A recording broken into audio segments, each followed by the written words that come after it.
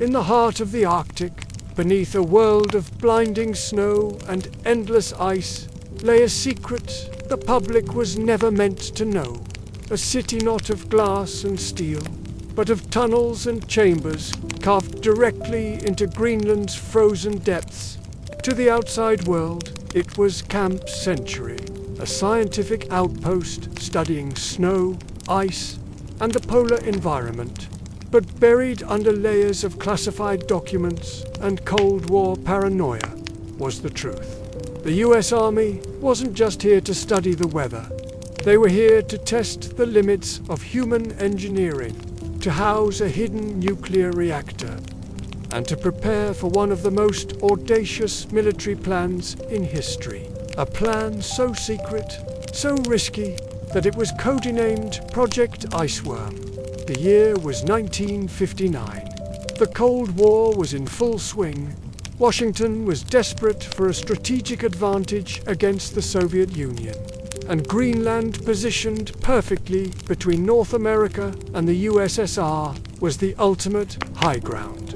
Under the guise of scientific research, the Army Corps of Engineers began building a base unlike anything the world had seen. What they envisioned was astonishing. 2,500 miles of tunnels beneath the ice, housing 600 nuclear missiles, all aimed directly at Soviet targets. The missiles would be mobile, constantly shifting location under the ice to evade detection. The public would hear about snow samples and geology studies. The real mission: nuclear dominance in the event of World War III. But first, they had to prove it could be done. And so, the testbed was born. Camp Century, built 800 miles from the North Pole. Its construction was brutal. Soldiers battled 100 miles per hour winds, sub-zero temperatures, and the ever-present danger of the ice itself collapsing. Construction began in 1960, and nothing about it was easy. The Arctic was a hostile, alien world where machinery froze solid, steel became brittle, and exposed skin could freeze in seconds.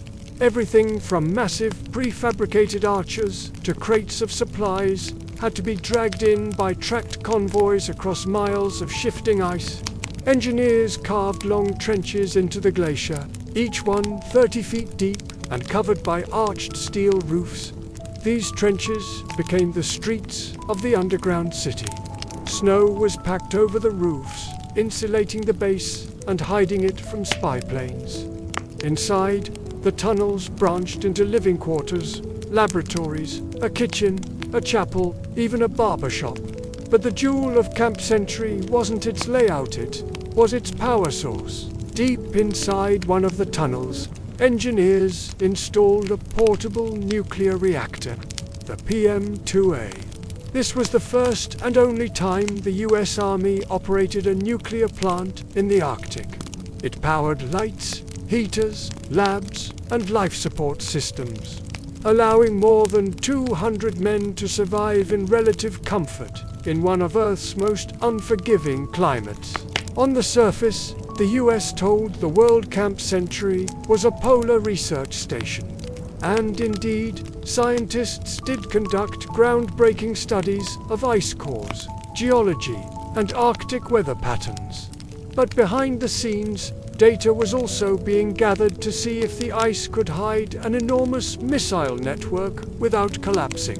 The ice, however, had its own agenda. Unlike solid rock, glaciers are constantly moving, slowly flowing, warping, and buckling over time. Almost immediately, engineers noticed that tunnels and ceilings were deforming. Steel supports bent, walls shifted, and entire sections needed constant maintenance. The idea of maintaining thousands of miles of missile tunnels for decades was starting to look far less realistic. While Camp Century's public face was that of a peaceful scientific outpost, its classified heartbeat to the rhythm of a Cold War gamble. Buried in Pentagon files was a plan so bold it bordered on science fiction Project Iceworm. The goal: to install up to 600 intercontinental ballistic missiles, ICBMs, beneath Greenland's ice sheet, each one capable of striking deep inside the Soviet Union in minutes. The concept was daring. The missiles would be hidden in a web of underground launch sites connected by over 2,500 miles of tunnels. Trains, yes.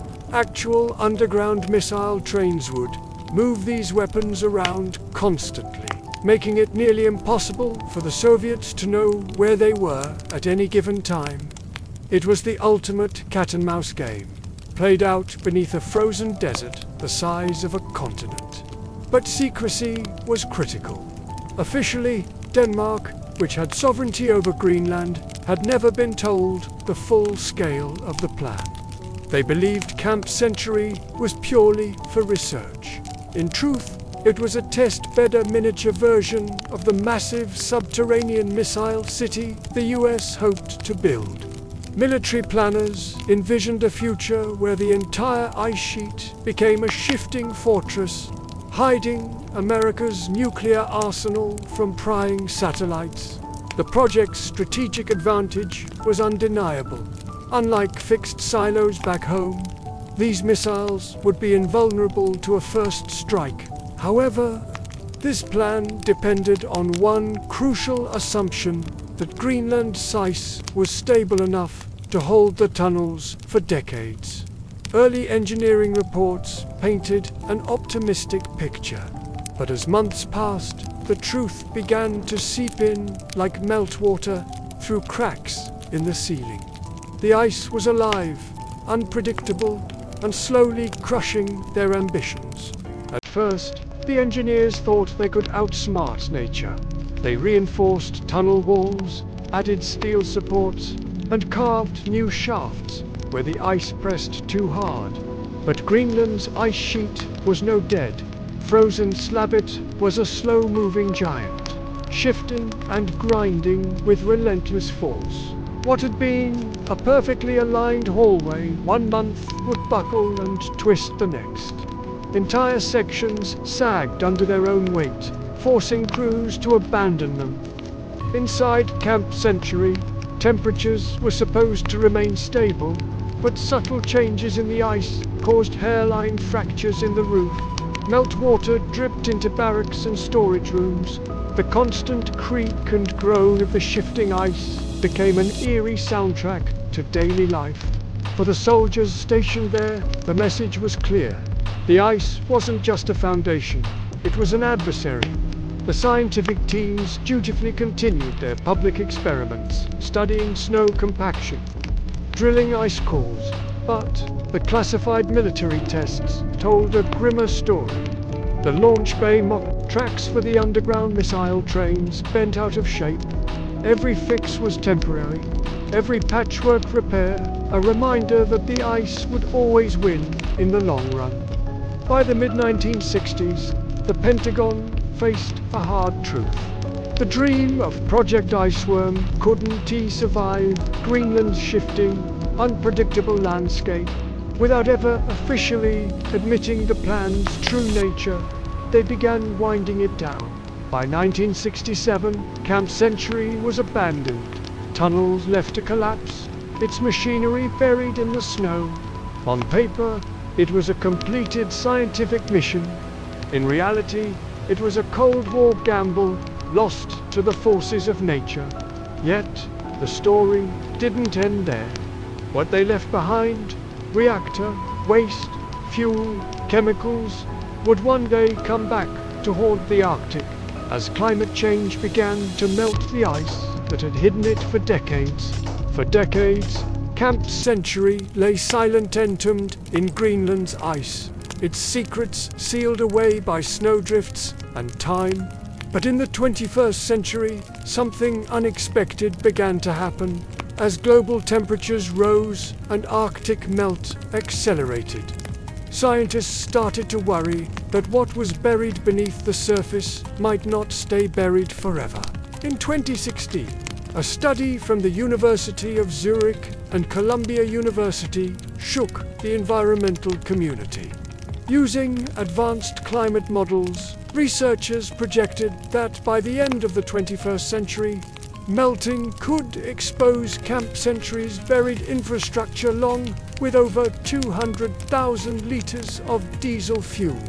Cooling water contaminated by radiation and polychlorinated biphenyls PCB, now known to be toxic environmental pollutants.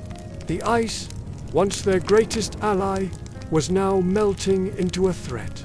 What was once out of sight, out of mind, was becoming a very real ecological hazard. If these materials leaked into the environment, they could enter the oceanic food chain, affect native communities, and provoke international tensions over who would be responsible for the cleanup. The discovery reignited interest in Project Iceworm, but this time from a very different perspective. Journalists, historians, and environmentalists began to dig into declassified files, satellite images, and ground-penetrating radar surveys. What they found painted a picture of a Cold War experiment with a long environmental shadow. Denmark, Greenland Sovereign Authority, had never been informed about Project Iceworm's true intent or the radioactive waste. This revelation created diplomatic friction, raising questions about military transparency and responsibility in a warming world. Was the United States accountable for what it left behind beneath Greenland's thawing ice? As climate change pushes Earth into uncharted territory, the Arctic has become a place where past secrets and future consequences collide. And Camp Century, it's no longer just a forgotten outpost. It's a ticking time bomb under the ice. Beneath the howling winds of Greenland, the legacy of Project Iceworm still sleeps. But for how long? Camp Century was never just a military installation.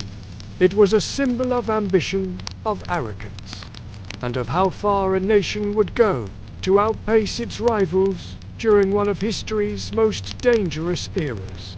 A secret base under ice, built to house nuclear missiles. Without the knowledge of the host nation, this was Cold War geopolitics at its most daring and most reckless. But today, the ice that once promised secrecy and security is cracking open the past. Nature, it turns out, keeps receipts.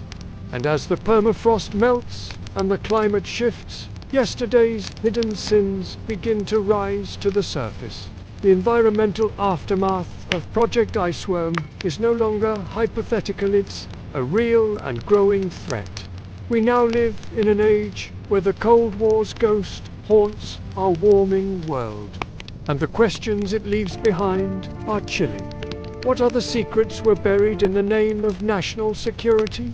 Who bears responsibility for the toxic legacies of hidden wars? And as the Earth continues to heat, what else will be unearthed? Camp Century reminds us that history is never really frozen. It waits beneath ice, beneath lies, beneath decades of silence until it's ready to speak again. And when it does, it doesn't whisper, it roars. This was the story of Project Iceworm, a city under the ice.